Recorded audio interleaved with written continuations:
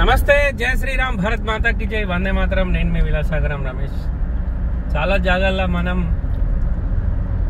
ఏదైనా హోటల్లో కానీ ఎక్కడైనా టీ తాగేటప్పుడు కానీ తినే ఐటమ్స్ కానీ ఎప్పుడైనా ఎలాంటి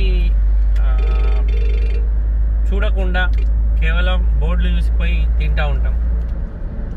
మనకల్లా ఏదైనా కల్తీ జరిగినా ఏం జరిగినా మనకు తెలియదు కాబట్టి మనం మంచిగా ఉంది, టేస్ట్ ఉందని తినేస్తాం.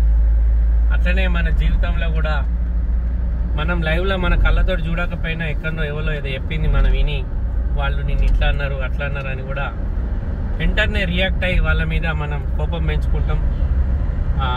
వాళ్ళని ఏమన్నా చేసే ప్రయత్నం కూడా చేస్తాం, గొడవ పెట్టుకున్నాడో కొట్టుడో ఇట్లాంటివి. అది అసలే చేయద్దు. ఎందుకంటే ఎగ్జాంపుల్, ఇప్పుడు మనం ఒక హోటల్లో ఫుడ్ ఆర్డర్ ఇచ్చినాం, అందులో ఏం కనబడకపోతే మనం తింటాం. అదే మన పక్క టేబుల్లో ఎవరికన్నా సాంబార్లో ఏదైనా నచ్చింది అనగానే మనకు తెలియదు కాబట్టి తినేసినాం, తెలిస్తే మనం కూడా తినకపోదాం అనే దాంట్లో ఉంటాం.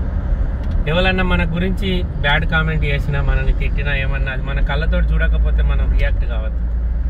అట్లా రియాక్ట్ అయితే దానివల్ల అందులో నిజం లేదో ఉందో మనకు తెలియదు కాబట్టి గుట్టిగా మనం మానసికంగా మెంటల్గా ఇబ్బంది పడతాం తప్ప మనకు ఎలాంటి ప్రయోజనం ఉండదు. దీన్ని ఎగ్జాంపుల్గా తీసుకొని మనం ముందుకు సాగుకుంటూ పోవాలి అంతే, అంతకు మించి తప్ప వేరే ఏం లేదు. చాలామందికి చాలా విషయాలలో అందరం అన్ని జాగాల్లో నచ్చకపోవచ్చు.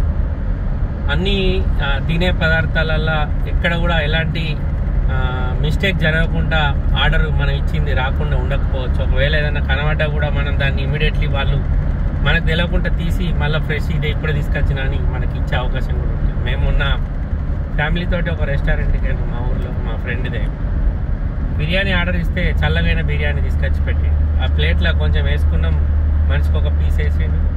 ఏందయ్యా బిర్యానీ చల్లగా తెచ్చినామని ఓనర్ తోటి కూడా మాట్లాడినాం. మళ్ళీ తీసుకుపోయి ముక్కలన్నీ తీసేసి అదే బిర్యానీ వేడి చేసి తీసుకొనొచ్చు మనకు పెట్టి. అట్లా మాకు ఆ హోటల్ 2 సార్లు అనుభవం అయింది. మన దగ్గర ఫ్రెండ్ మిత్రులు ఉందని పోతే అట్లా జరిగింది. అందుకే ఏదైనా మనం మన కళ్ళతోటి చూసినవి కూడా చాలా వరకు ఒక్కొక్కసారి మన దగ్గరికి అయినాక అది నిజమా అబద్ధమా మనకు కూడా తెలియకుండా ఉంటుంది. అట్లనే మన జీవితంలో ఎవరన్నా మనల్ని ఎప్పుడన్నా ఏమన్నా అన్నారని ఇంకొక వ్యక్తి మాత్రం మనకు చెప్తే దయచేసి అట్లాంటి మాటలు నమ్మకూడదు. మనం అన్న వ్యక్తి మనని అంటే మనం వింటే మనం అడగాలి తప్ప మధ్యవర్తి మన గురించి చెప్పిండని మనం తొందరపడి నిర్ణయాలు తీసుకుంటే మనకే నష్టం. మనని ముఖం మీద తిట్టేటోళ్ళు మన మంచి కోరే తీరుతురు కావచ్చు, మనకేం తెలుసు. ఒకవేళ మన ముంగట మనని పొగడేటోడు మన వెనకాల ఎలాంటి గోతులు అవుతుండో మనకు తెలియదు కదా. ఇది కూడా అంతే, అందుకోసమే వీడియో తీసిన. ఓకే సార్, మళ్ళొకసారి అందరికీ జై శ్రీరామ్, భారత్ మాతాకి జై, వందే మాతరం, జై.